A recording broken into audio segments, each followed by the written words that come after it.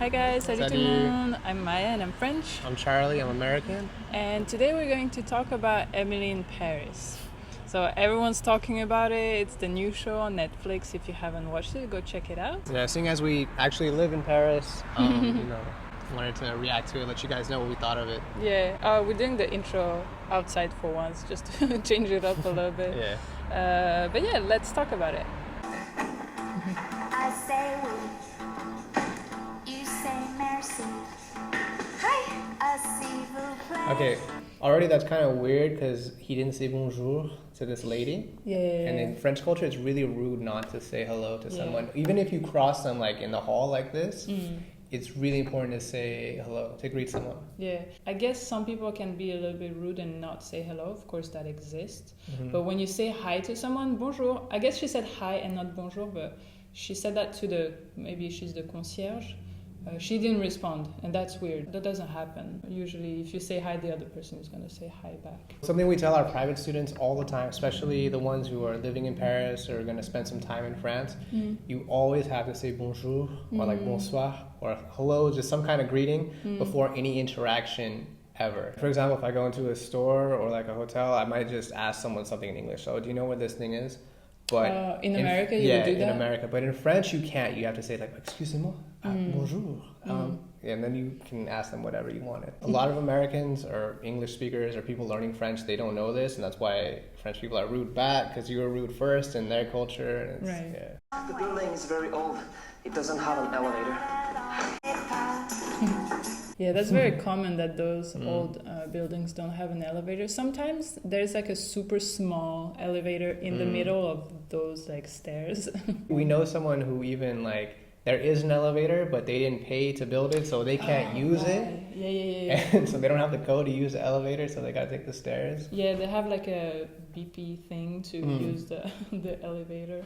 Yeah, it's interesting. Oh, this is it? It's on the 5th floor. This is the 4th floor.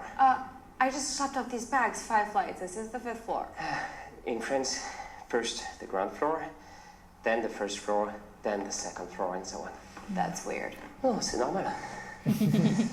Yeah, I guess the system is different. Yeah, definitely. Yeah. Was that weird for you when you? No, not really, but it's it's something you kind of get used to. Like, so the ground floor is called rez-de-chaussée.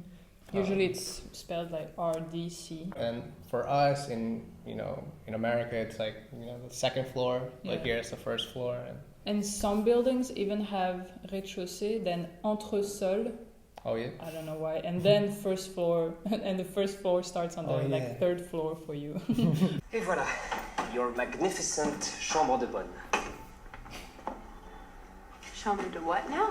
Chambre de bonne. It means the room for the housekeeper. The top 2 floors were typically reserved for the servants. The space is small, but the view. You've got all of Paris at your feet. There is a wonderful cafe just down below. A friend of mine is the manager. Wow. So, ça va? It's good? Yeah. Alright, maybe that's kind of weird that he's like touching her back like that. Yeah. Unless he's trying to like sexually harass them. French people are more like reserved generally. When you meet my friends from America, they like give you a hug and stuff. Right. And for you, that's like very different. Yeah, you don't really touch someone. Of course, if you're flirting, but it can be like a bit too... Yeah, but he just met her like a second ago. I mean, he's working. I don't know. Yeah. But why I laughed earlier is because she's in a chambre de bonne. We don't see much in the first episode, but it looks quite big. It's bigger than our place. Une chambre de bonne is usually not even like 10 square meters. Là, c'est la douche.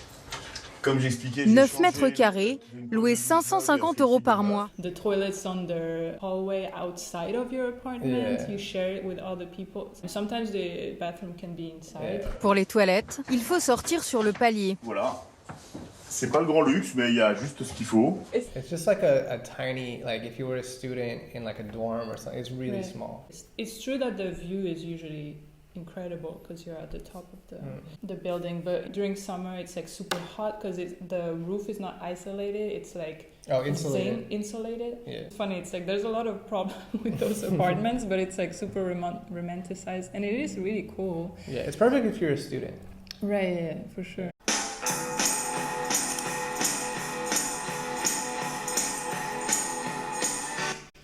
Ok, can I just say for the apartment, it's really rare that you get an apartment in Paris with such a open space. Usually the buildings are really close, kind of like in New York, I guess. Yeah, this place must have been really expensive.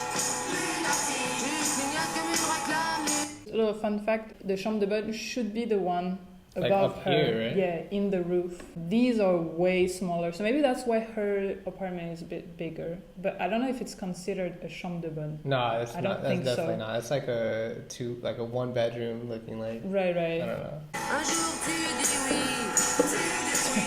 She's right next to Pont, like that tall building. The Greek looking building. Right. That's Pont.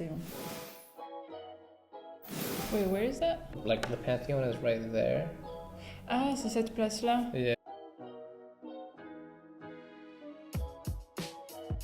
It's a little break outside. I'm in the 5th arrondissement in Paris right now. I'm trying to find her apartment where they filmed it so I can show it to you guys. Yay, I found it. It's a really cute little square. There's nothing much going on, to be honest, except a cafe or two. What's really interesting is that the green shop right next to her house is not a flower shop at all. Oh, right. Did you see the elevator? That's what I was talking about. Some buildings have a built-in elevator, but it's like for one or maybe two people. It's so slim. It's really funny. Her shirt?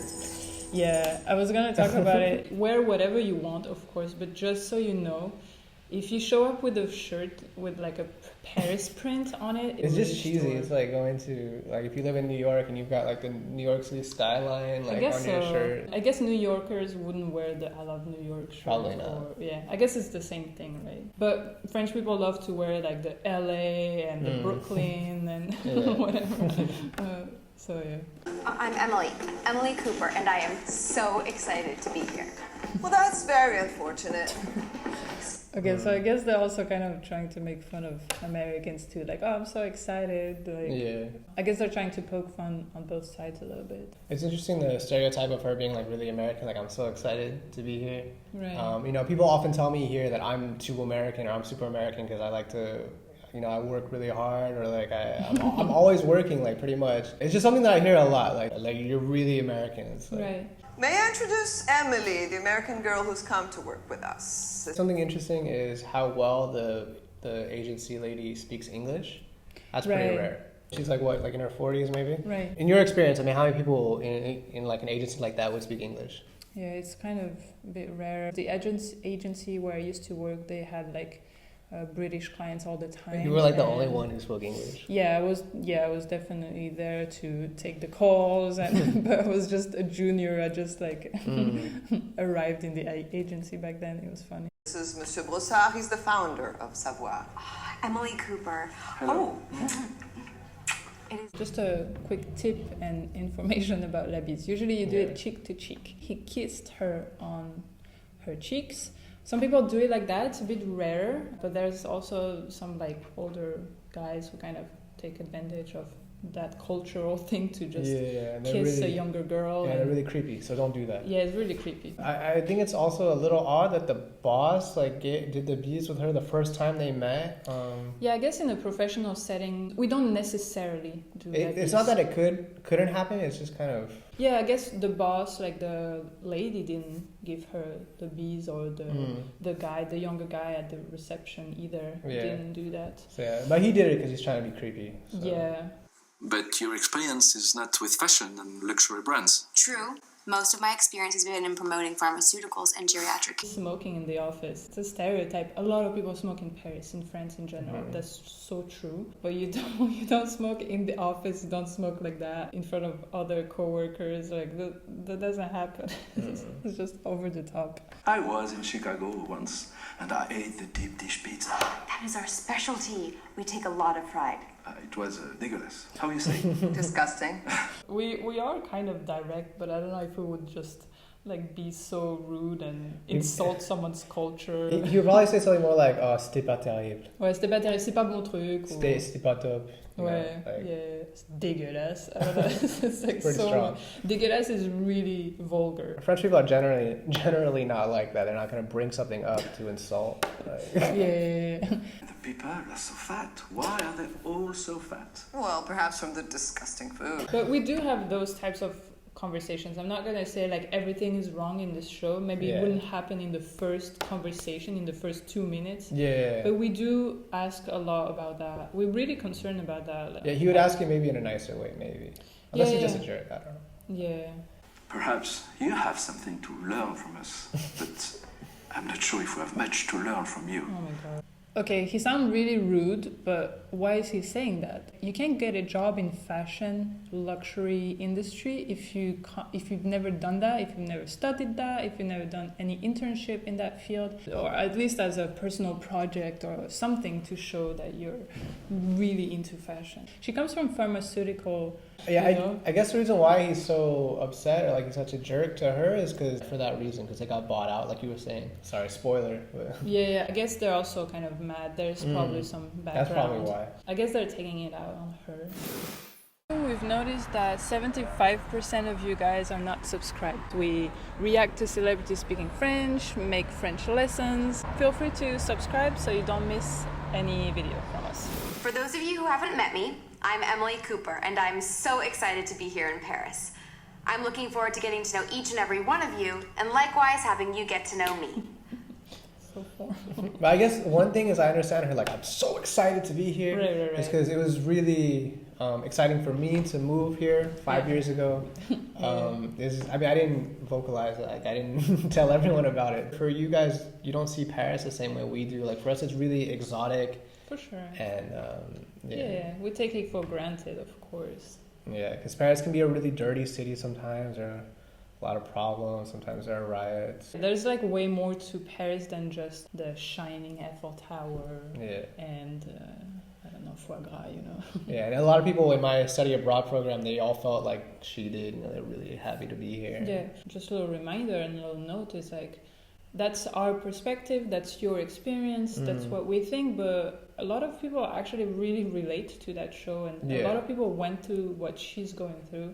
Yeah. So that doesn't take away your experience or anything at all. I think everyone's experience is really different. It depends on what people you met, your culture of origin too. Like, I think it depends of a lot of things, and it's not like Americans are this way, French people are that way. It's not so black and white, you know. Why are you shouting? Sorry. That's true. I do talk loud. Oh, yeah. Like actually, that's really funny. Remember when we went to New York and we were in the metro and just like my ears, like it was so loud in the metro. French people generally speak a lot softer in public spaces. Yeah. You know, in general, maybe if it's late at night, someone's drunk and they're screaming, and you know, okay. Excuse me, but the French are masters of social media. True. I cringed very hard at this line. I don't know, no one speaks like that.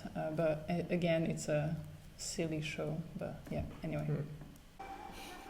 It's amazing, isn't it? So this bridge is Pont des Arts. Yeah, right?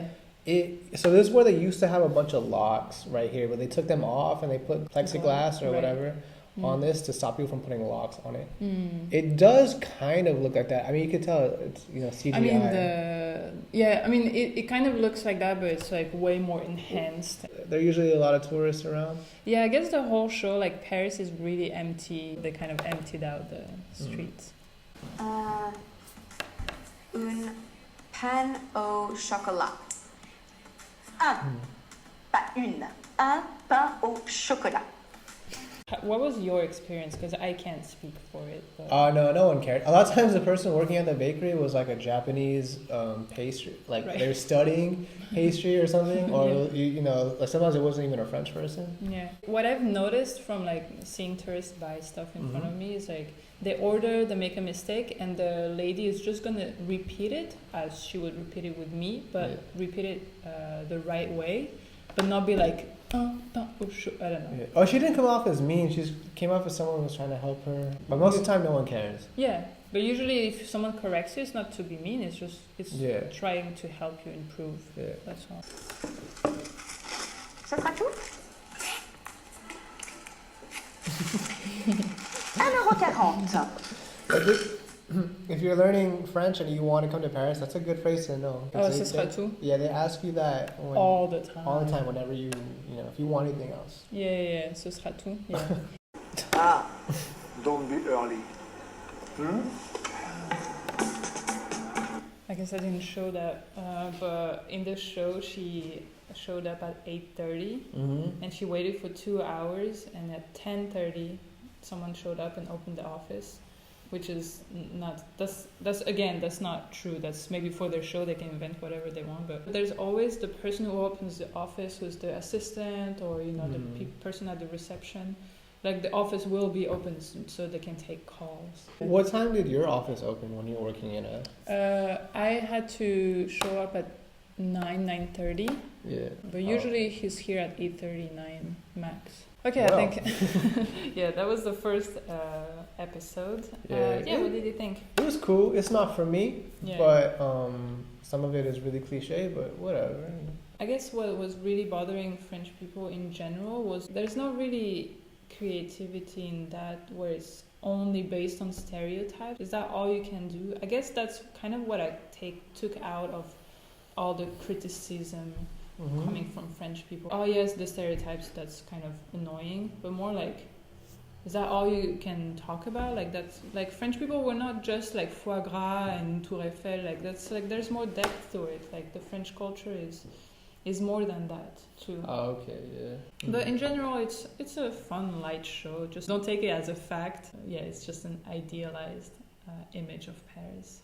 The whole show is in English. And actually it was interesting because we asked you on Instagram, some of you guys, what you thought about it, and I didn't even think about it, but some of you said, oh, I wish there was more French spoken in the show, which, yeah, I guess it makes sense, but they're just trying to appeal to a broader audience, definitely. Especially an American audience. Well, we'd love to know what you guys thought of this series. Let us know down in the comments. Tell us if you want us to react to more episodes. We kind of thought of just talking about the first one, but if you want to see more, we can. That's it for now. Make sure you check out our latest video. We reacted to Freddie Highmore speaking French. It's really cool. If you're trying to get a better French accent, check out our phonetic series. We talked about that. We're also on Instagram. We're very present over there. And we're on Patreon if you want to support the project. Okay. Thank you so much and see you next time. Bye bye. Salut.